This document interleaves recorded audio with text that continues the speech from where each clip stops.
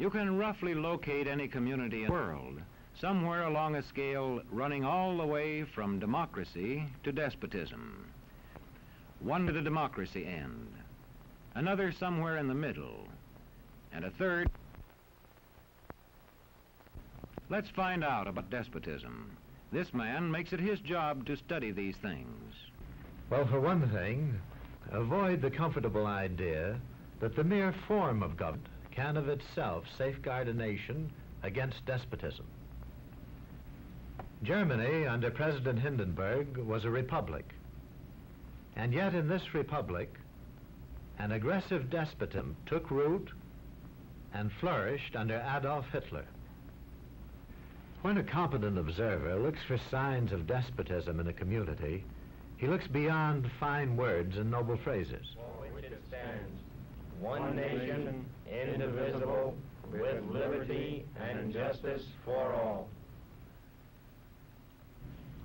Many observers have found that two workable yardsticks help in discovering how near a community is to despotism: the respect scale and the power scale.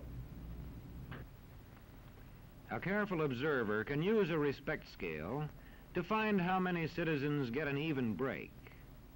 As a community moves towards despotism, respect is restricted to fewer people. A community is low on a respect scale if common courtesy is withheld from large groups of people on account of their political attitudes. If people are rude to others because they think their wealth and position gives them that right, or because they don't like a man's race or his religion.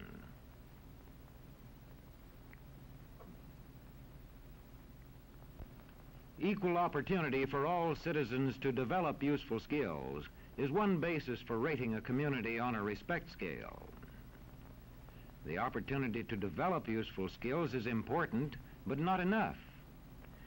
The equally important opportunity to put skills to use is a further test on a respect scale.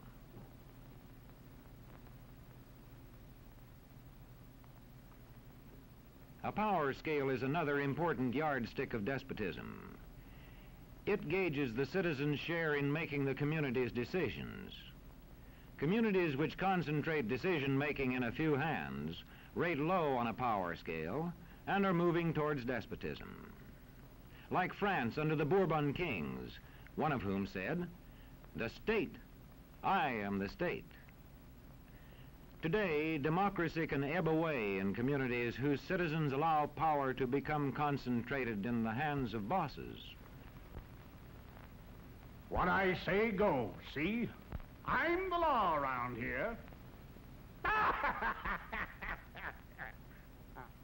The test of despotic power is that it can disregard the will of the people.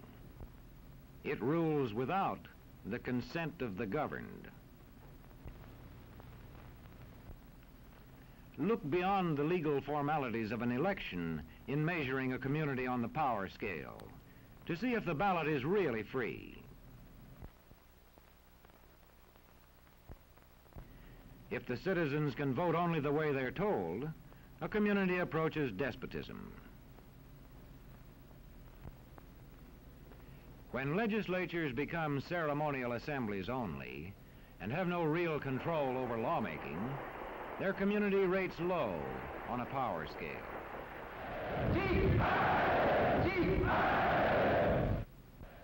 In a downright despotism, opposition is dangerous, whether the despotism is official or whether it is unofficial.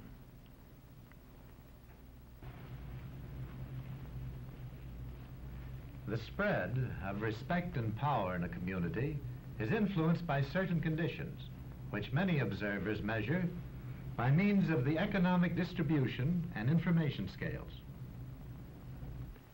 If a community's economic distribution becomes slanted, its middle-income groups grow smaller, and despotism stands a better chance to gain a foothold. Where land is privately owned, one sign of a poorly balanced economy is the concentration of land ownership in the hands of a very small number of people. When farmers lose their farms, they lose their independence. This one can stay on, but not as his own boss anymore.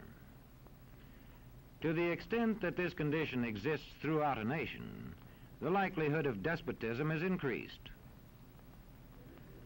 In communities which depend almost entirely on a single industry, such as a factory or mine, maintaining economic balance is a challenging problem.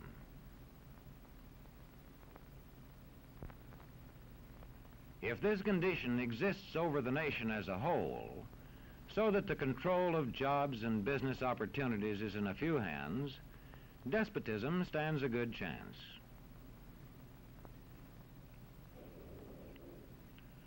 Another sign of a poorly balanced economy is a taxation system that presses heaviest on those least able to pay. A larger part of a small income is spent on necessities such as food. Sales taxes on such necessities hit the small income harder. In the days of the salt tax, feudal despotisms were partly sustained by this and other effects.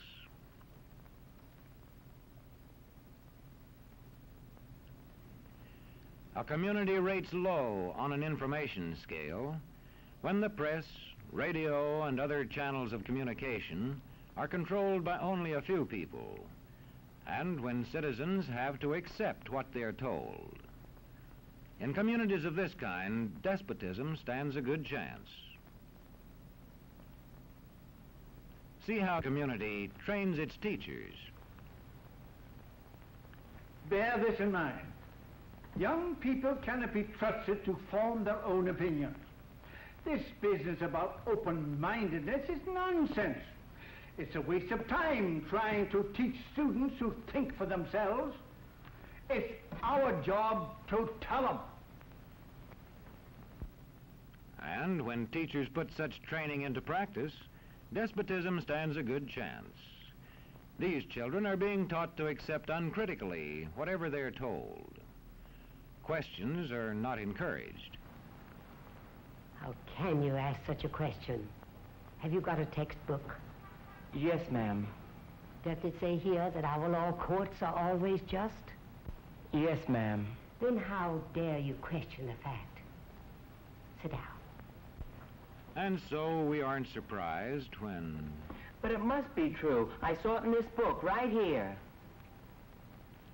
And if books and newspapers and the radio are efficiently controlled, the people will read and accept exactly what the few in control want them to. Government censorship is one form of control. A newspaper which breaks a government censorship rule can be suspended. It is also possible for newspapers and other forms of communication to be controlled by private interests. I thought I told you to kill that story. It'll cost us a lot of advertising. If that story goes out, I quit. All right.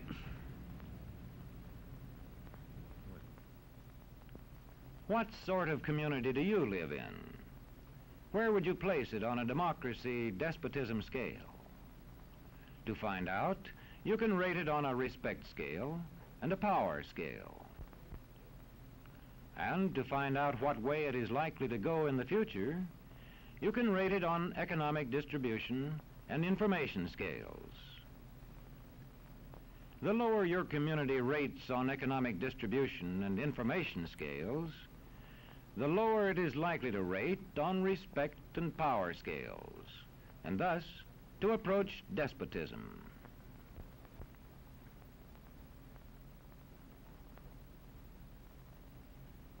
What happens in a single community is the problem of its own citizens. But it is also the problem of us all, because as communities go, so goes the nation.